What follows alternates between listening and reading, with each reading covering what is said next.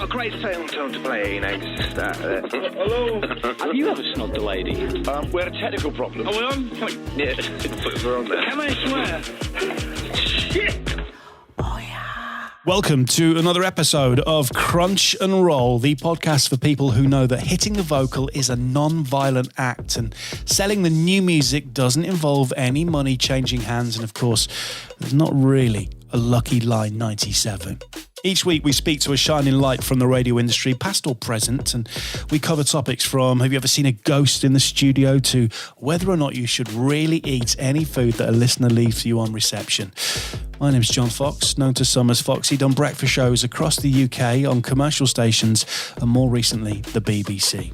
So today's guest is Jonathan Moyles, somebody who I have never had the pleasure to meet, but the chat with him was an experience. I mean, he is just a wonderful character, just naturally very funny and an undisputed radio legend. And I talked to him about his love of Australian radio consultants, how he resigned to Parky face to face and why he had to flee Dubai in a hurry. It's a little bit sweary and there's some adult content as well. Oh yeah.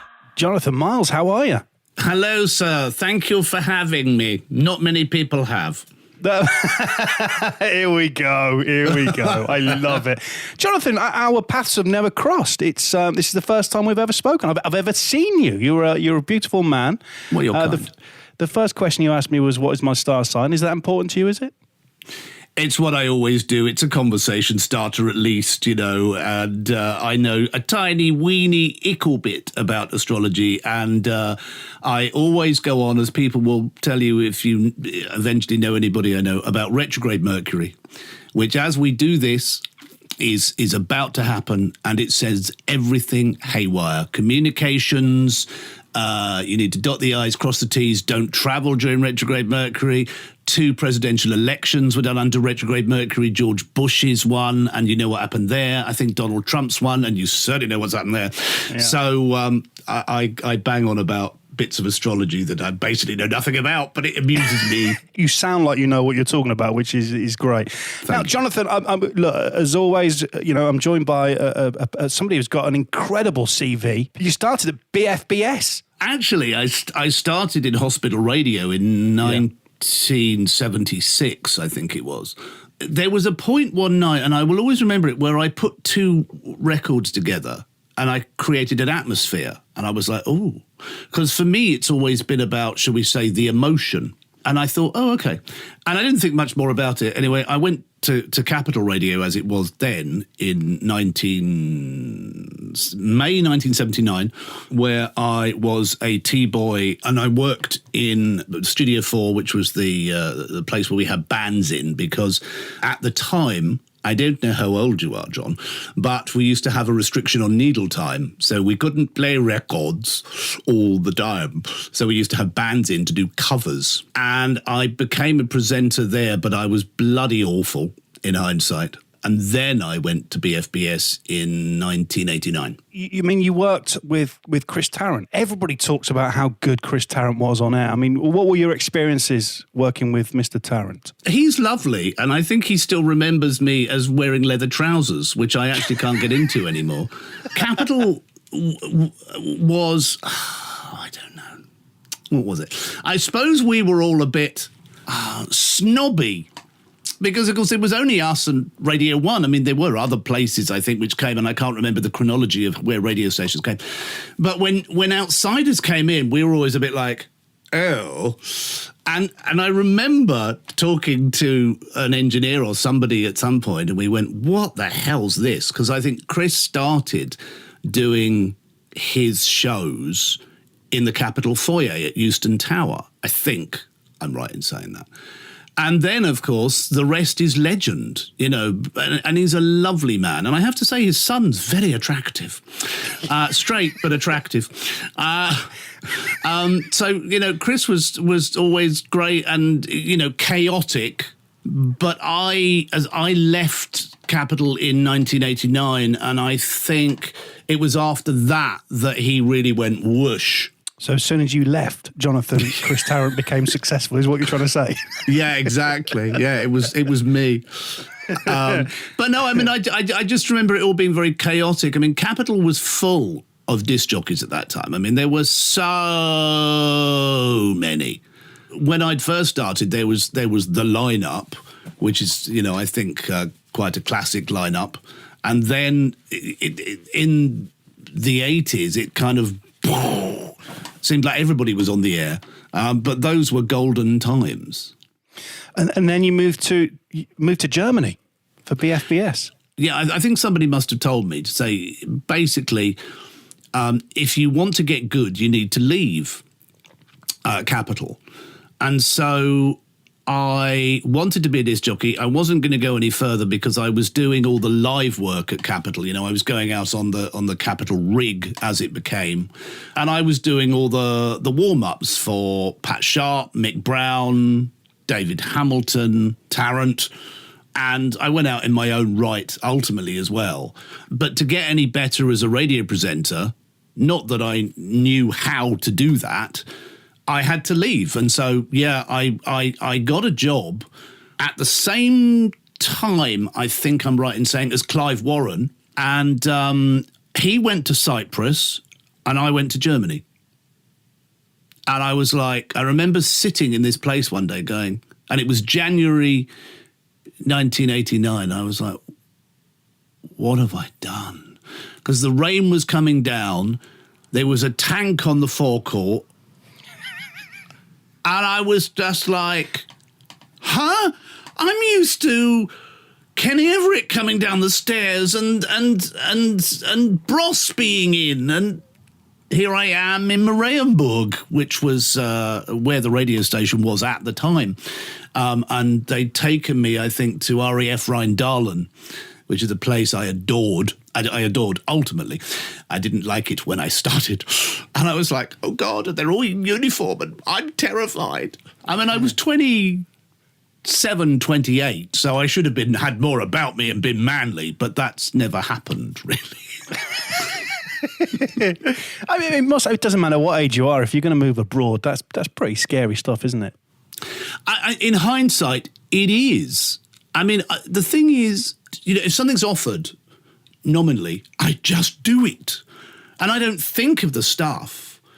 I mean, I wish I had thought of the stuff because, I mean, I remortgaged the flat that I'd bought in Hemel Hempstead to leave the country. I think I was in a modicum of debt at that point. And I went. And it was amazing. It gave me confidence. I grew as a presenter, I suppose, but I just remember being a bit of an arse. As I've been in several jobs, which I can say now, the grand old age of nearly 61, I was an arse because I was like, oh, darling, it's not like that in commercial radio. Oh, God. Oh, no, darling, it's not like, no, I'm doing it this way.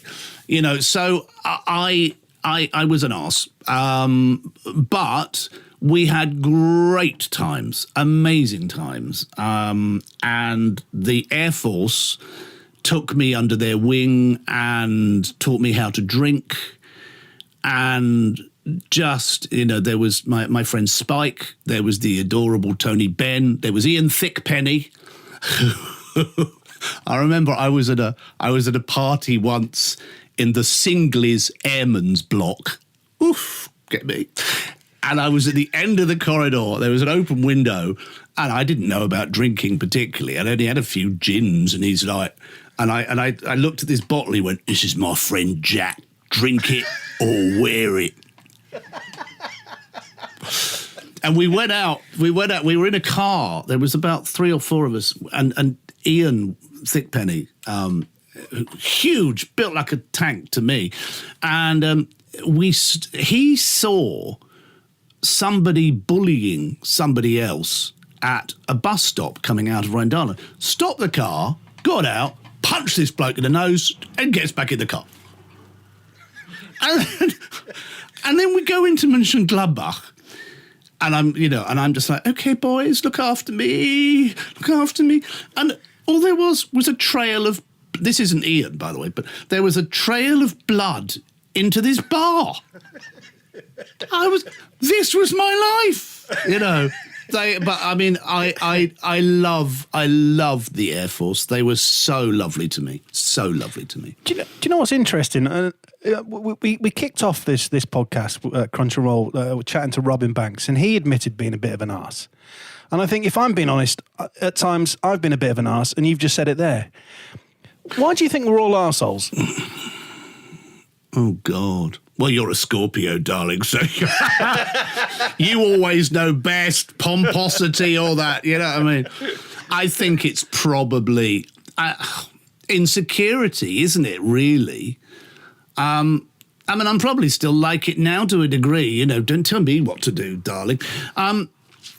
I don't know, it's probably insecurity, you know, just to go, whatever, and just be zen about everything is not the easiest thing to do. And you know, a lot of disc jockeys, and I'm sure you've known many, as I have, you know, have quite large egos, but they're quite fragile underneath. Yeah, absolutely. You know, and I think that, you know, and also it's growing. And I think as disc jockeys, possibly, we are grown-up children. What would you say is your biggest arse moment, if you take that in the right way? No. Throughout your whole career, Jonathan? Your biggest diva strop, because we've all had them. I had several at BBC Newcastle where I just... I just couldn't cope with being with some situations that were communicated with me, so I'd strut out and slam the door in the newsroom. I'd never worked in a newsroom. Ugh. I think, you know, I mean, I had, in hindsight, I mean, I had great producers, but I wasn't used to being produced. I wasn't used to being told what to do. You know, my producer, Jane Downs, who is lovely and she's Jane. Anyway, you know, she'd call me Johnny, and I was like, Anyway, I let it go because it was her ultimately. But she'd be like, oh, you're coming in the morning and you want to do euthanasia by 10. Where am I supposed to get the fucking guests for that? I mean, or something along those lines. You know, because I'd come in the morning, and in my naivety, I'd go, can't we talk about euthanasia? Because, you know, but of course the bulk of the work on the show was done the previous day by them. But there was some stuff, because I did mid-mornings, which of course we did on the day. Or I'd come back with an hour's worth of audio from something that was supposed to be 4 minutes about making sausages, and I'd have found an interesting conversation thread that was interesting for me, and she'd have to edit it. And I will say publicly now, I am sorry, and I now feel your pain, because having done some interviews myself, I've edited my own interviews, and it's taken me 3 or 4 weeks. Now, look, BFBS, and we'll get on to Newcastle in a bit, because that is that's closer to today. But then you went to Piccadilly Key 103. I mean, am I right in thinking that you're wearing a Piccadilly Key 103 T-shirt? Mad for it, right? Yeah, I thought so, yeah. How do you go from being based in Germany to go to Manchester? BFBS didn't renew my contract, probably because I was an arse. They, I think, wanted me to go to the Falklands, and I was like, oh no, darling, I don't do that. Stupid twat. I mean, why didn't I just go to the Falklands and have a decent career with British Forces Broadcasting? Why didn't I do that? Because that's probably what would have happened. And said, no. I had to go, no, darling, I can't possibly do that. So I was unemployed, and I moved back to mum and dad's in Dartford, and I rang my ex-partner, Keith Pringle, who started Heart and was the programme director along with the lovely Mark Story. Oh, John. And and I said, I'm out of work. What do I do? Anyway, Keith said, oh, darling, come to Manchester. It probably wasn't as easy as that, but I went to Manchester and I did overnights and stayed on Keith's floor in Burnage, and I did overnights on Piccadilly Quay 103, as it was then. And and loved it. And I just fell in love with Manchester. It was so good to me. I think I ultimately ended up depping for the lovely Spence MacDonald, who's now on Happy Radio, and I did some daytime stuff. Do you know, I first started my professional career doing weekend overnights, and I always found that when you were presenting overnights, you could get away with murder, Jonathan. I mean, have you got any stories of... Yes, you're nodding. So there are things that you wouldn't potentially get away with on Breakfast or Drive, but doing overnights, you can do it. I don't think I've ever gone out to shock. But for me, overnights, you could have a club feel, you know, and it just felt special. I mean, I know you were tired and all that kind of stuff, and certainly when I did overnights at Invicta later on, you know, the same bleeding records had come up and in the 1 o'clock, at 5 o'clock, you know, but it was that feeling of togetherness that you could have. Does that sound? Yeah, absolutely. Rubbish? I get it. No, I fully understand what you're saying. There's something about nighttime radio which is special. When I was on Invicta, Ian Canfield, as I say, he's a great broadcaster. He is an absolute talking head on everything, but he's a rock jock and he knows his stuff. But he will always recall, well, you doing the joke about the Pope wanking was not your best moment. Well, I need to hear the joke, Jonathan. I don't remember it. But I cleaned it all up in my head. Yeah. And did it. And then realised after Ian texted me what I'd done. And I think I was very insecure for about 3 weeks, thinking someone's going to come and get me, because I didn't see anything wrong with it at the time. There goes any future career in broadcasting. He is not responsible. Well, you're probably right. Well, there's nothing wrong with the commission. testing. The dealer does a lot of work in order to... Well, I'm all for being open-minded, but I'm not all for discussing this live on air. Thank you. We are profoundly sorry. I want to talk about Radio Luxembourg. What was your experience like on that? Well, I never felt that I was a bona fide Radio Luxembourg disc jockey. I mean, I was, and Tony Prince, God bless him, you're part of the team. And so Tony was obviously part of the backbone of Radio Luxembourg. And I remember listening to Stuart Henry on Radio 1 when I was a kid and thinking, wow, you sound great. You had that Scottish accent and it just sounded marvellous.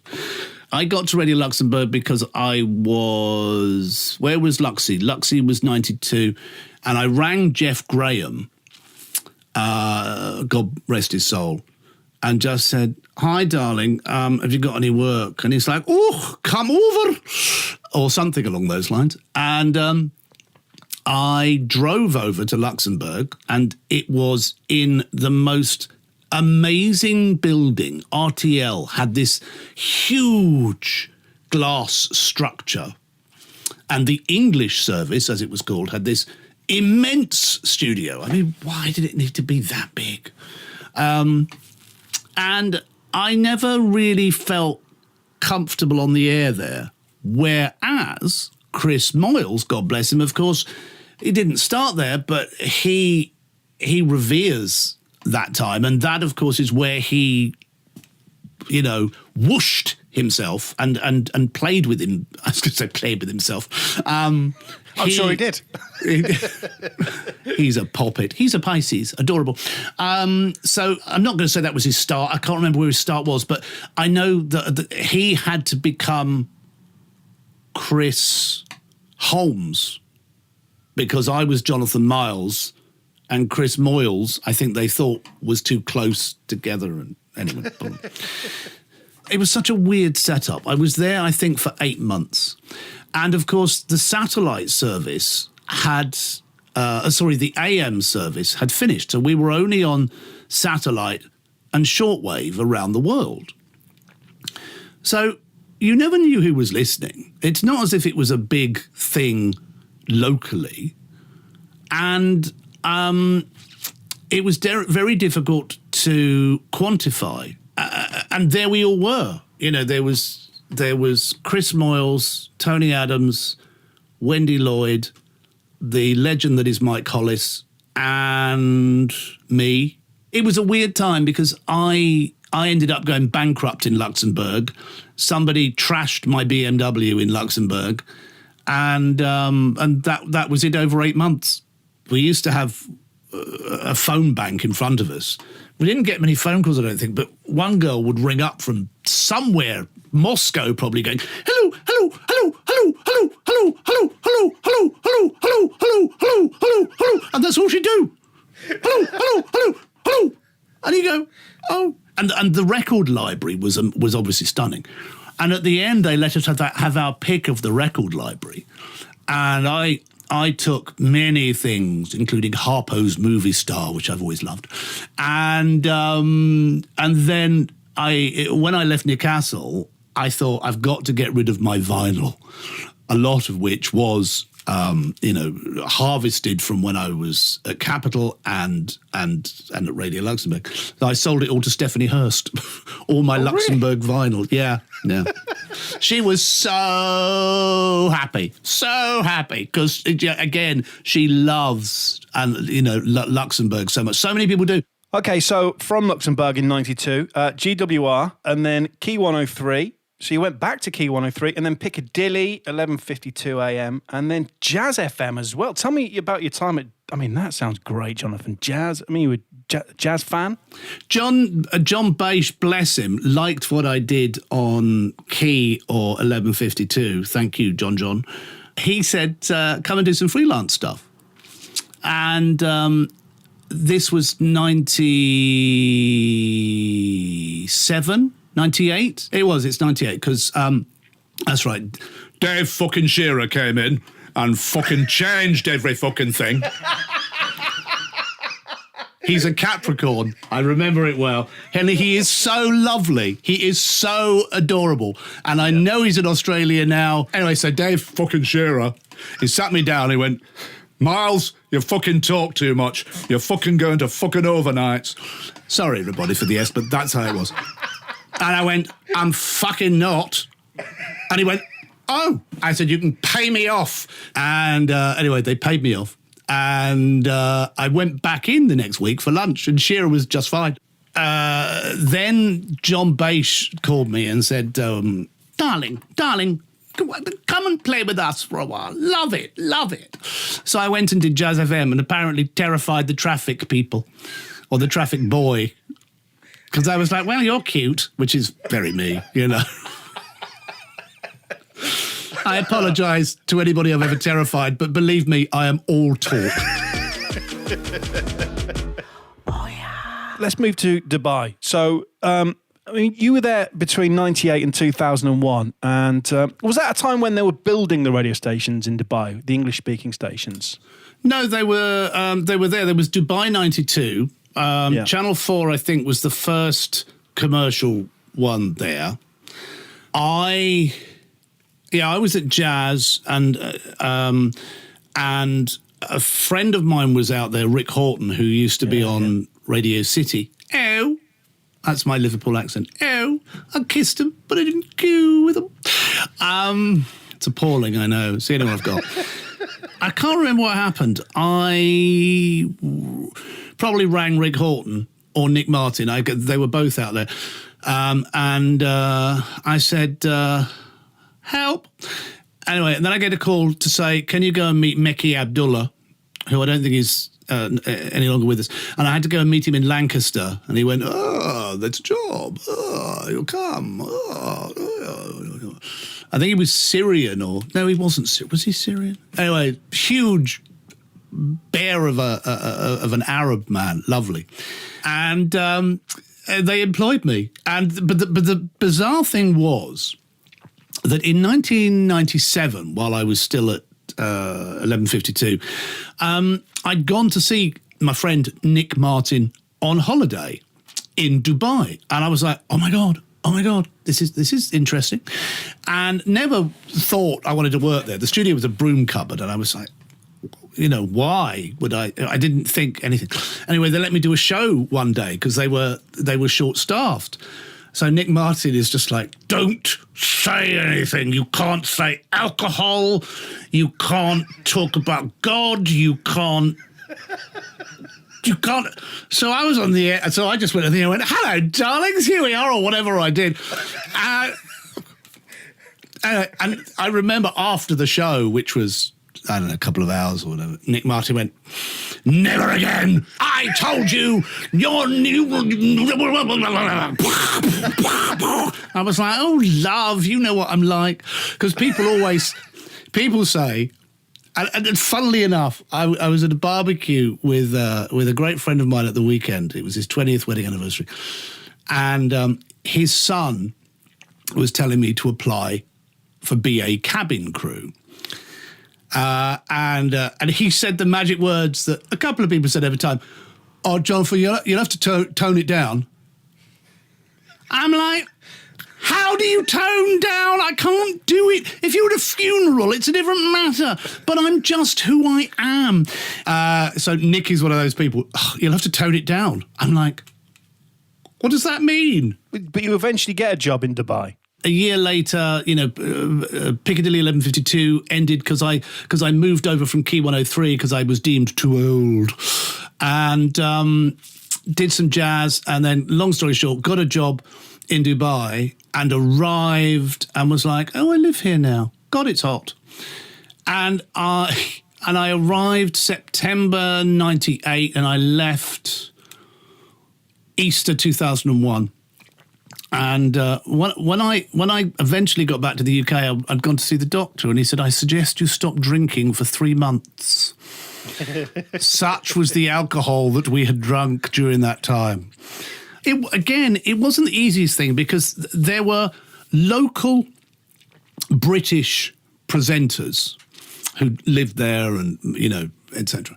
And we'd been brought in from the UK, and there was a lot of backbiting and insecurity. And am I allowed to say this about myself now? I don't know if I can. I was quite big, and or I got quite big. And somebody said there's 2 stars in Dubai, Sheikh Mohammed bin Rashid Al Rashid, God bless him, who has done amazing things for that country, and Jonathan Moyles. That was 1999. And what shows were you doing out there then, Jonathan? I did Drive Time. And did you tone it down? No, not really. I don't think I knew what toning it down was. I don't think I've ever known, to be frank. But when I started on the air, I thought I was going to be shot every time I opened my mouth. Because, I always expected to be fired, and I was fired, ultimately. Did I turn it down? No. I had 6 weeks, and I was obviously a bit popular, but it was around a time when things were expanding, and they began Emirates 1 and 2, I think it was, out there, and everybody left Channel 4, which was a radio station which went everywhere, from an emirate called Ajman. Ajman? So you used to get in the taxi in Dubai, and you'd say, Ajman. And he'd went, Ajman? And you'd say, yes, Ajman. Oh, Ajman. Okay. So, what was the question? I've forgotten. I'd asked if you toned it down. Oh, tone it down. No. Did I tell you that? No. That was my being an arse period, I think. I believed my own publicity to a degree, probably. And I was very naughty. I'd do things like, oh, don't shoot me, anybody, please. I'd be like, I'd be on the air talking about God. And that last night I was out with my good friends, Gordon, Jack and Remy, because it was the only way one could talk about alcohol.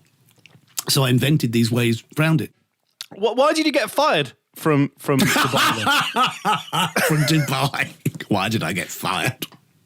Oh, God, I'm making myself out to be some shock jock, and I'm not. I don't know. I've just got a personality, and I ran with things, and I got away with some things, and I didn't get away with other things, and I think I had, and I think I've still got a lot of naivety, and I think having a bit of a camp persona allows you to get away with some things that straight people can't. It takes the edge off things.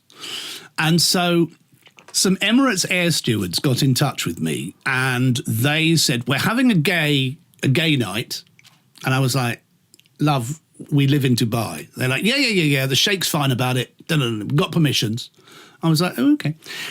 So I was on air surreptitiously promoting, because we had everybody listening from 6-year-old Indian children to 80-year-old crusty expats. I mean, we had a huge listener base. And so they wanted this gay night promoted, and I was very out on the air, and camp. So I promoted it. I can't remember how I promoted it, but I promoted it. And then we went to this person's flat in Sheikh Zayed Road, and they were all dragging up. And I didn't have any drag. But I got into the spirit of it, as I do. I was like, oh, okay, fine. And they found me a wig and heels and whatever else. And we all then trooped out onto Sheikh Zayed Road. And the traffic just stopped. And they were like, what? And we get to this club, and the night started.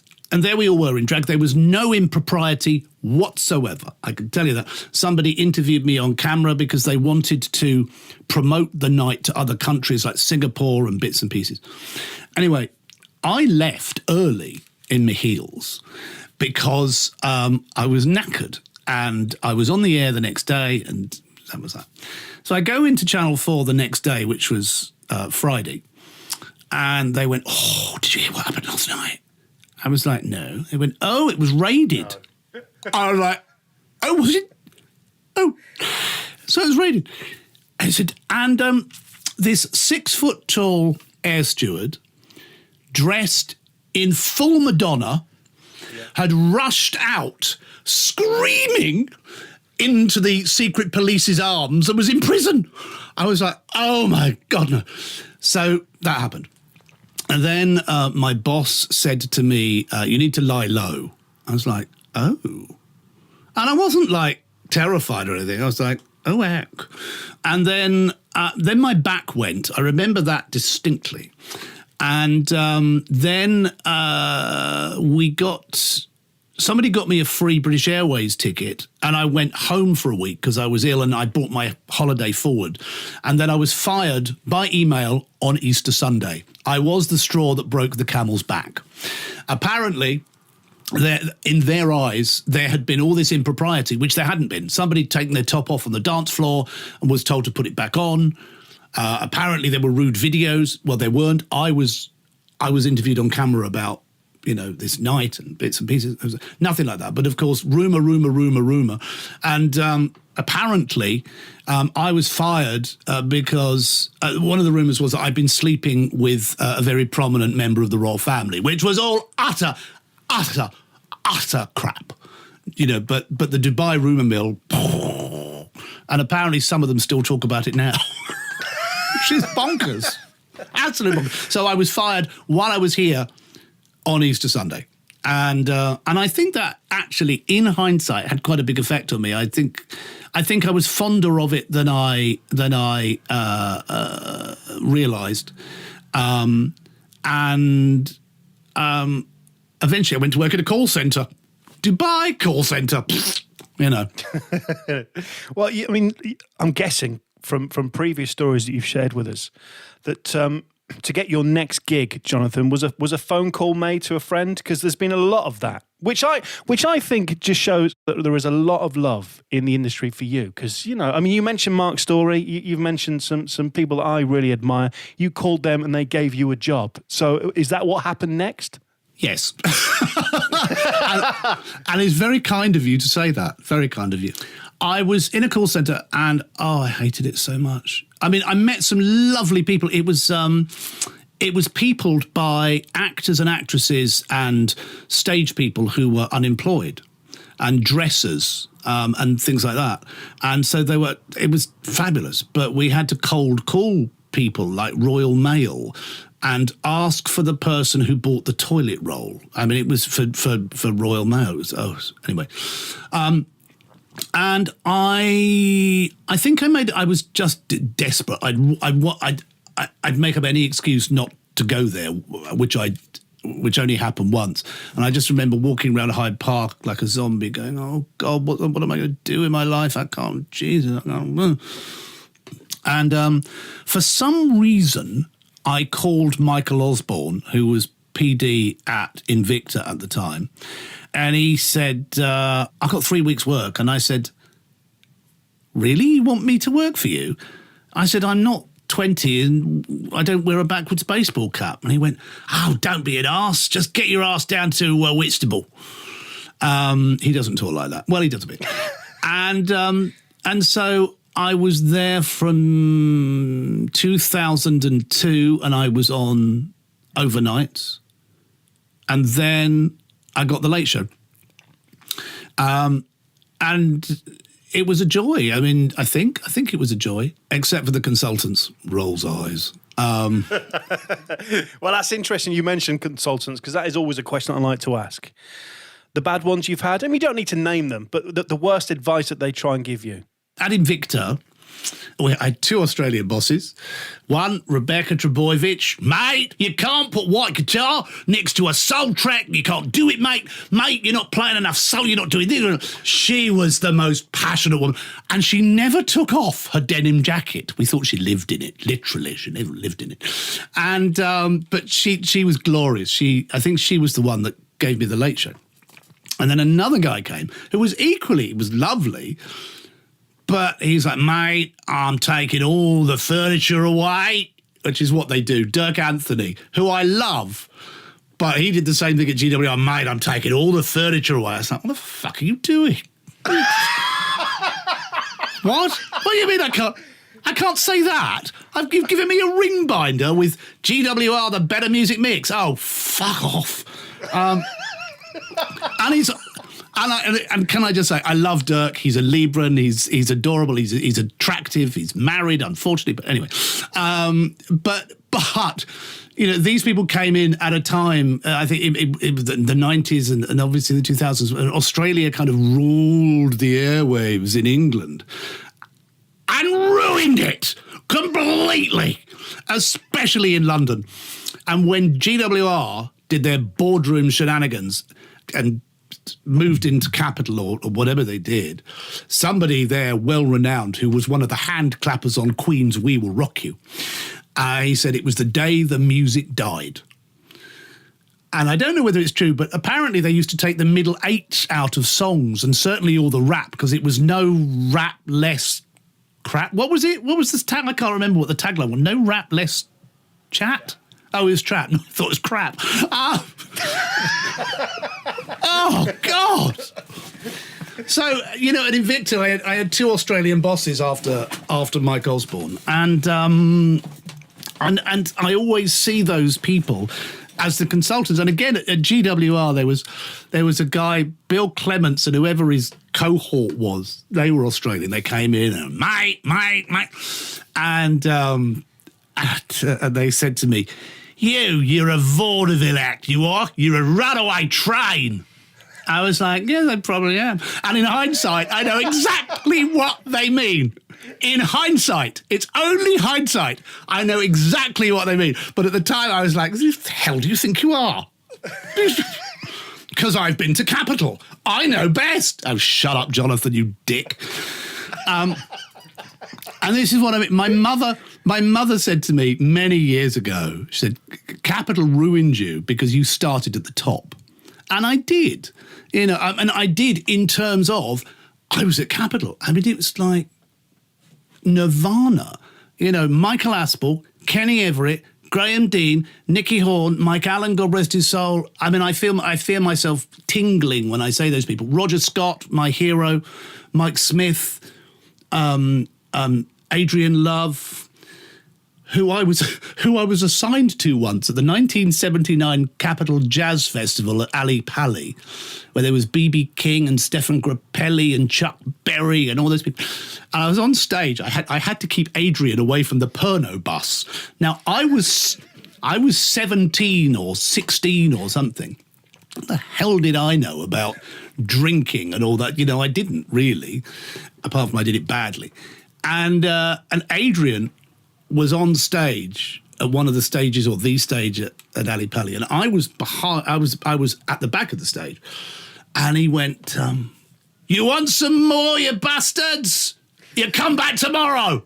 This is in front of Chuck Berry, who just finished his set, and then the bottles rained, and Adrian, Chuck Berry, and I had to run, and there's no pictures. There's no pictures. That's amazing. We're having a party. Oh, yeah. So we touched on consultants there and management, and I think you did something which very few have done. You actually resigned face to face with Richard Park. And then burst into tears. Oh, did you? He terrified me. Terrified me. Tell me why, and tell me your experience of that, because very few human beings would do that. Well, you've got to remember, I was staff. I was an assistant producer, so I wasn't a jock. I was a jock. I think I got paid £40 a show for doing the early show in London. I remember negotiating it with Sue Davis and going, "Oh," she was head of personnel and she did the contract. She said, "Darling, it'll be 20. Okay, it'll be 40. Anyways, we did that. Management change. And Sir Richard Attenborough, oh, that man. I remember once I was having a pee and Dickie came into the toilet. And the night before, I'd been watching 10 Rillington Place, which, as you'll may know, is a story about John Christie. I'm pretty sure. Anyway, Dickie played him. And I was in the loo, and I was like, I'm standing next to John Christie. I said, oh, my God. It was just Dickie with his... Anyway, so that was... but I remember he gathered us all in what they called the playpen, and Dickie had this presence. And, of course, he'd started Capital, and he just raised his hands. He went, "My darlings," and we all burst into tears. Such was the effect that man had. Just amazing. You know, this is a man that directed Gandhi, you know, just stunning. Anyway, and from that point, and he brought Richard Park in, and darlings, it's all going to be fine. It's all going to be lovely, lovely. Don't worry.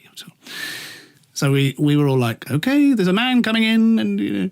Anyway, he came in, and I think from day one there was terror, absolute terror. And I remember him getting all the jocks who were on the station in a revolving door basis, including me. I mean, I was very much at the end of the day. I waited for the audience, you know, and I can't remember what the conversation was. You know, he said, "How's it going?" And I said something to the effect of, "Well, I think you could be nicer to people." Well, you know. But he was terrifying. He said to me once, I was talking to somebody or other, Johnny Walker or somebody, because it was a day Johnny Walker was there, I think, and people. And he just went, "Talk is non-productive. You get back to your desk." What a scary dude he was. Oh, and then 1988 came, and then this job came up at British Forces Broadcasting. It was the week my grandmother had died. And I went in and I resigned, basically. But then, as I say, I was a member of staff, you know, and I don't remember the conversation. I said, I need to leave because I've got a job as a disc jockey and I was 27, you know, but... Oh, yeah. So tell me, Jonathan, I mean, you will have dealt with a lot of celebrities in your career. What was your worst situation with a celeb? Oh, God. When I say celeb, I was interviewing a guy about carbon footprints when I was at the BBC, and I was a bit like, oh, whatever. And because I hadn't prepped properly, I realised in this interview that his brother created the internet. What? So we're halfway through the interview and he's talking about carbon footprint, and I've just realised your brother created the internet. So, you know, and he said, "I'm not here to talk about it, talk about my brother, move on." I was like, okay, you. And then there was a lady who is a wonderful actress, but awful interviewee, for me anyway. She played Madame Pomfrey in Harry Potter. And I said to her, she was there to talk about Spooks, the BBC TV show. And I said at one point, oh, it must have been marvellous to be in Harry Potter. And she said, yes.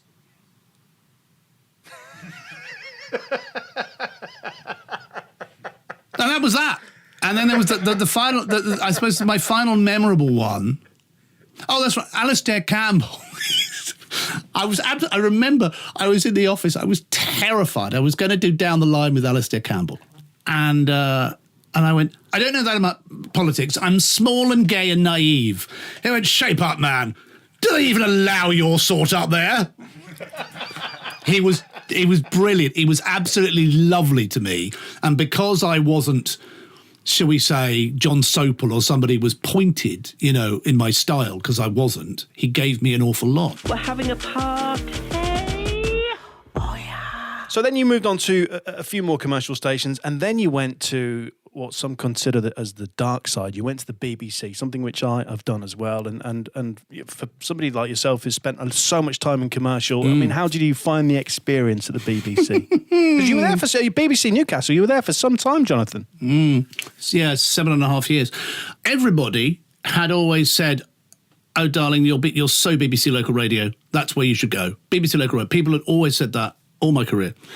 So I was on the air at Time FM in South London one day, and I got an email from this, and I was literally on the air, and this email popped up. Bing! I've still got it. Hi, my name's Andrew Robson. I'm reorganising BBC Newcastle. Would you be interested in a chat? Long story short, I think what had happened, my very close personal friend Neil Greenslade, who I met at GWR, who now runs Nation Broadcasting, he had spoken to the lovely Cancerian consultant Jim Hicks, unbeknownst to me. And Andrew had said, I'm looking for people. And Jim Hicks had said, And they'd had a listen. And apparently I can tell a good story. And that led to an audition where but I went up. And I'd never been... No, I'd been to Newcastle years before, that's right. And I was like, oh, my God, BBC, oh, my God, Pink Palace, oh, my God. And I took over from a very, very well-renowned name in the Northeast, Frank Woppert. And I did some shows for his son Paul a while ago on Memory Lane Radio, which is out of the Northeast. So Frank was on, and his signature tune was I'll Be BBCing You.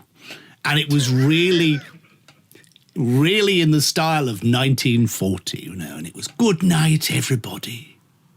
And I was standing in the other studio, and Frank was lovely to me, and I was like, what? Anyway, I went on and I did my thing, and ultimately I got the job in the October of 2007, and they said to me, okay, they said it's quite simple. First hour will be review of the papers. Second hour will be Ask the Expert. Third hour will be a quiz. And immediately I got there, having signed my contract under bloody retrograde Mercury, things changed. Never sign a contract under retrograde Mercury, ever, because the ballpark will change. And it changed because they just had the Blue Peter scandal where there'd been vote rigging or something. I can't remember. Do you worked there? You remember? There's quite a lot going on, wasn't there, at the same time? And then there was the Jonathan Ross thing. Anyway, all the rules about local radio changed, so there was no competitions. And I was like, where am I? What am I doing? I was given this producer who quite obviously thought I was shit on her shoe. And she just looked down her nose. I remember the first link I did when I got the morning show, turning round, and the look on her face, I mean, not that I'd said anything particularly, but anyway, was I just said, is there a problem? And she said, no, it's just my face. Anyway, it was quite... After doing this for a month or something, she was summarily taken off because it was clear we didn't get on and she was never going to want to, anyway. And then I had the lovely Helen Amos as a producer, who was a bit like a mummy for me. And because it's all very camp, You know, I had a producer, I called her, and she always wore ballet shoes, and she was, you know, comfortable clothes, and there was raps and things going on. You know, I'm putting on a kimono or whatever they do, and I used to call her executive producer, mummy lady, Sarah Miller, who the shit she listened to from me over time. God bless that woman. I love her so much. So Sarah Miller was my executive producer. And I think the initial question is, how did I find it? Culture shock, complete and utter culture shock. I don't think at the time they had met anyone like me before. Not that I am outrageous, but I'd never had a problem in commercial radio, ever. And I'd just been, I think, mostly accepted. I'd been sent up a bit for, you know, or I send myself up. But they couldn't handle the fact that I was so, I'll say flamboyant, at all. And I remember one of the sports presenters saying to me once, it's all an act, innit? It's all an act. I'm like, no, this is who I am. They just couldn't handle it. It took me 3 years to be comfortable there. And the tears and the tantrums, and do I cry? Yes. Have I cried in the office? Yes, I have. I am, despite my bravado, a sensitive soul, but it was a real difficult transition. Had I been sat down initially and told, and he may have done this, I can't remember, but, you know, this is going to be totally different from anything you've ever done. It is going to take a long time to accept you, but because what he wanted when he hired me was for some showbiz /campery in the office, because it needed jizzing up in his view. And not long after I joined, maybe a year, maybe 18 months, maybe less, BBC News, like the Death Star, came in and took over local radio. So whatever it was under before, and you may know better than me, was it entertainment? I can't remember. But if it was if it was being looked after by, should we say, BBC Entertainment, fine. But news took over. And I really felt it. It was like 1 October, or maybe I'm wrong. And from then, I had to be a journalist. And I was like, well, darling, I just talk. It was just, what's all this prep? What do you mean I've got to type? And also, they never said to me in the very beginning, right, can you edit? Because I couldn't at that point. Had they done that from the beginning, you know, it would have been difficult, I'm sure, but that's what they should have done. Because I was just there to mince in and mince out, and the producer did everything else. And the producers had such a job, A, because they had to manage this person, me, and B, because of the amount of content they had to do over 3 hours. I remember Helen Amos doing this very intricate and brilliant piece once on grandparents not being able to see their children. Nobody texted and nobody rang. And I just thought, this, you know, it was a great piece, fine, you know, because that was the kind of audience that they were trying to attract. It was probably put down to my, of course, inability to, you know, bring people in, but there were people listening. We knew that. So it was a very strange place for me. And then I went on the foundation journalism course for a week. And it was a difficult time for me because I was suffering badly from anxiety and God knows what else at that time. And so the boss said, I'm going to give you 2 weeks off. You can have a week off and then go on this course, or whichever way it worked. And I went on this foundation journalism course. I was like, oh, okay. And when I came back, it was like everything fitted into place, and I was suddenly accepted. It was bizarre, but it took 3 years. And I always said, I've been chipped, darling. I've been chipped. I'm now part of the team. I am led to believe John Moyles did a report on BBC Local Radio saying what it was or what it should be. And I think they just put it in a drawer and ignored it. John Moyles, when I got let go of, somebody tweeted, oh, Jonathan Mars has been fired. And John Moyles, and we didn't really know each other, but God bless him, he tweeted, there's a great difference in being fired and not having your contract renewed. So thank you, Mr. Moyles. But it was a very strange time. But I did some great things and I met some great people. And I think in hindsight, my producers, Jane and Joe and Gemma and Vicky Sparks, who now works for BBC Sport, they tried their best, but I wasn't used to working in that way. I did some amazing things thanks to them, but it was a very strange place. Culture shock. Yeah, it was total culture shock. But the Northeast, wonderful place. Let's just talk about what you're doing now. So you mentioned previously Made in Kent and also United DJs as well, Jonathan. Yes, absolutely. I mean, I will say that since I left the Beeb in 2015, things have changed so much. And I thought, I've got the BBC on my CV, I could get a job. Well, that was wrong, wasn't it? I tried to get a job and couldn't. I was like, oh, okay. And then in 2015, a well-known electrical shop said to me, come and work for us, you can talk. And I've been there ever since, bizarrely. Most accepted I've ever been anywhere. There's none of this, oi, pufter, oi, bender, or, because those things I've had and, it was the 80s, it was the 90s, you just put up with it, you laughed it off and we all laughed and nobody was nasty, don't get me wrong, but anyway, this place, I now work the shop and they've been amazing. Tell you, my boss, who is no longer there at this large shop, when I had prostate cancer in 2019, he came round with 2 huge chocolate cakes the day after I came out of hospital. I mean, just amazing. And I know it is minimum wage, but they do pay, I think, the most that anybody else. So, they've been amazing. So I'm currently a shop girl, much to my amazement, because my life wasn't supposed to work like this.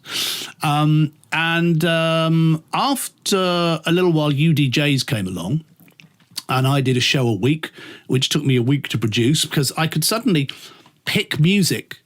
And being part of DMC and some of the people that were there, Laurie Holloway, the great music man was there, and loads of people. And I got introduced to all sorts of music, like Wynonie Harris from the 40s, 50s, and Big Joe Turner, and all sorts of other bits and pieces I'd never in my life, because once I left Capitol, I stopped meeting music pluggers because I was an assistant producer for a while, or a T-boy, whatever I was, PA. And, you'd get everything come in late 80s. Now that doesn't happen anymore. But at UDJs, they've got such a wealth of, or at DMC, they've got such a wealth of music. So I did that and it lasted about 3 years. And then Tony's wife, God bless her, is not the wellest. So he stopped UDJs, unfortunately. And then Matt James, who was on Capital Disney for a while, I think I'm right in saying that, he has a company called the Creation Lab, which is a digital marketing agency. And he called me in 2021 and he said, I'm starting this thing and and we're going to pay a bit and And it is basically servicing Kent businesses. So I've now been there a year as we speak. I do Monday to Wednesday, 9 till midnight. It's voice tracked, but I think it sounds okay. I think it does. I'm a bit too self-critical for my own good, to be honest. Well, Jonathan, yes. I mean, I haven't got your number personally. Could I get your number personally? Because for the last however long we've been chatting, I've decided that if I'm ever down, I'm just going to call you because you will cheer me up. Because I genuinely, you're just a lovely, lovely person. Thank you so much for agreeing to be on our podcast, Crunch and Roll.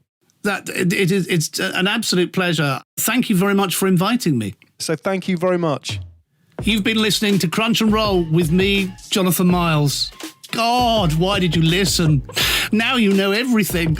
Subscribe on your favourite podcast app to get every new episode as soon as it drops. Crunch and Roll is a 969 media production presented by the lovely John Fox, who's a Scorpio, and produced by the even more adorable Cancerian, who is Simon Boschowski. Oh, yeah. Can I just say we also had a lot of sex in Euston Tower? Thank you.